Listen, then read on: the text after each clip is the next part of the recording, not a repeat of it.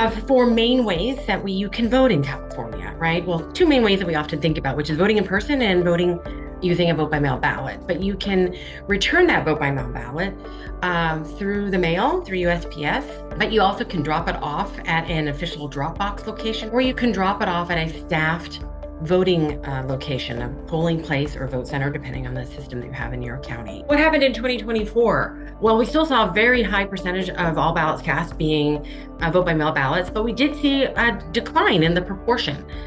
So down to 82% of votes cast were vote by mail ballots. In any given election in California, there's always a small proportion of voters whose vote by mail ballots get rejected. In 2024 general, it was 0.9, just shy of 1% of all vote by mail ballots cast that were rejected. The vast majority of rejected ballots were rejected for having signature issues. One of the noteworthy things here is that, of course, the most dominant method of voting, returning your ballot, right, is the drop box.